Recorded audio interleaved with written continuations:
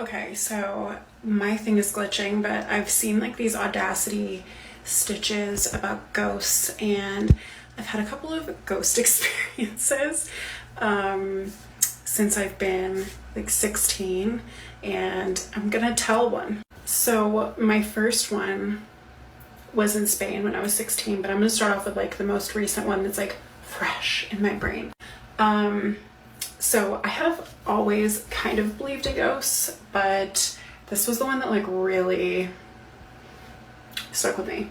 So I worked as a realtor in Chicago for like a year, and you get to work with some really cool buildings. And I had a client that wanted to see a bunch of high rises, but she wanted to see one historical building in particular.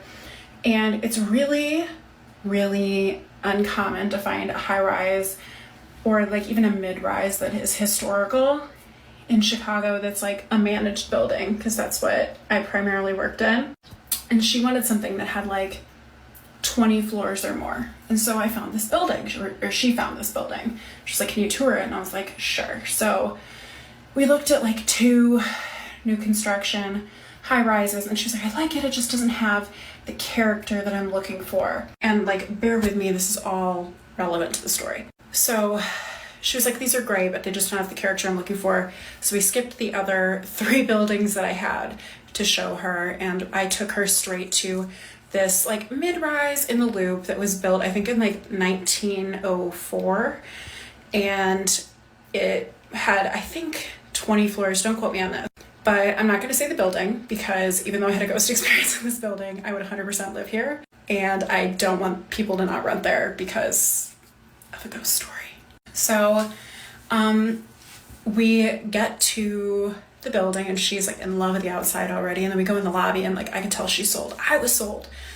And we meet the leasing agent, and we're walking towards the the leasing agent for the property that lets you into the unit and show you the unit and stuff.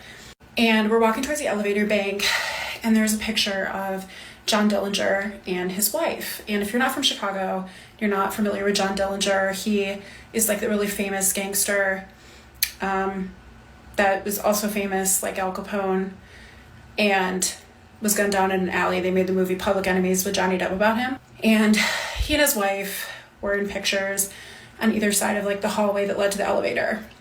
And the leasing agent was like, "Oh yeah, this used to be the German Cultural Center, and they had a lot of galas." And if you remember that scene in Public Enemies where Johnny Depp meets Marianne Cotillard's character at like the coat rack, they met in real life at the building that we were touring that is now an apartment building. And so I'm a history buff. I was like, "Oh my God, that's so exciting. Like, John Dillinger met his wife here. He's in psychopath, but like part of Chicago history." And my client was totally roped in. So we go upstairs, and they made the ballroom, have not changed a thing. Like the flooring, chandeliers, they just moved gym equipment in. It's so pretty.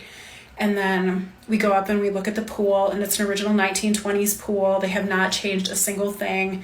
It's like tiling, everything is so, it's like you stepped into a time capsule. And we were just like blown away, me and my client. I was like, "If you don't take it, I will." And we go and see the unit, and I don't remember what floor it was on. It was on a higher floor because it was up past the L. And I think I mentioned that this building was in the Loop, because that's important, because that's where you get some more historical buildings. She loved the unit. She's like, it was a little dark, but it had like domed windows and like vaulted ceilings, and it was just chef's kiss, perfect unit, huge for a 1-bed. And she was like, "Oh, I think I'm gonna take it." And I was like, "Awesome, love it." Loved the client, loved the unit. What is there to like be upset about? We get in the elevator, and I press the 9th floor, and then as the doors are closing, this woman gets in the elevator, and she's like really short. I mean, I'm 6 feet tall, and so everybody's a little short to me, but she was really short, and she was wearing like this pleated maroon skirt and like this buttoned up tight-ish blazer that was also maroon, and like these little heels. And I was like, You know, in Chicago, you see people that dress like very thrift store chic. And so I was like, maybe this is one of those girls. And so I was like, what floor? She just doesn't answer me. And my client is like, what floor? She doesn't answer her. And the leasing agent is like, and I was like, so the woman just doesn't press a floor. The door's closed. We're going down the floors, and then I was like, oh, do you live here? Like, how do you like the building? Because I'm like, nudge, nudge, like, tell me about the building. And the woman just doesn't answer. And I don't think I mentioned that the elevator got really cold when she walked in, like 20-degree temperature drop. And the woman's just not answering me. And so I just turn and I take a closer look at her face, and she had like the really maroon lipstick. You know, if you Google like a picture of like Marlene Dietrich, the actress in like the 20s, or like Mae West, that makeup, like super thin eyebrows, very defined lips with like the very defined Cupid's bow. And I was like, people don't do their makeup like that anymore. You know, like that's just not something that you see on the street. And her face was like really like pale and like waxy looking. And my client just kind of started to like freak out. And then our elevator just stops and she gets out on like the 12th floor. And I know you guys were like, the 13th. No, it was the 12th. And I was like, okay, have a good day. She just gets out of the elevator, walks very smoothly, or not say it was a glide, and just turns and goes right. And I get out of the elevator and I look, and the woman's gone. The woman is gone. She's not in the hallway. And I did not get out of the elevator with enough time for her to like have gone into an apartment. So that was not a person. And then the elevator just gets warm again. Super warm. This was also July. The elevator doors closed and the leasing agent is like freaking out. She's like, I'm so sorry. Like that's, you know, and it immediately like 2 and 2 was John Dillinger's wife. It was the lady from the picture. This lady from the picture. And the leasing agent is like, sometimes people see her.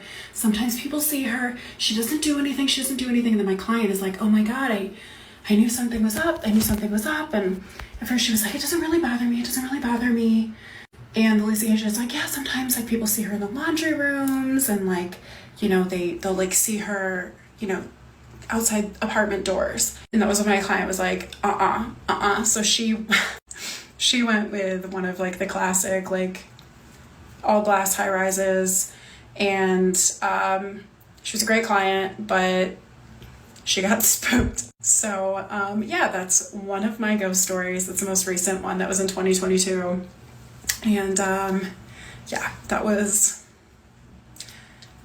crazy. That was really crazy. It was really cool. Also, if you're like from Chicago and you're able to figure out what building I'm talking about, please don't dox it and move there, because she's a harmless ghost.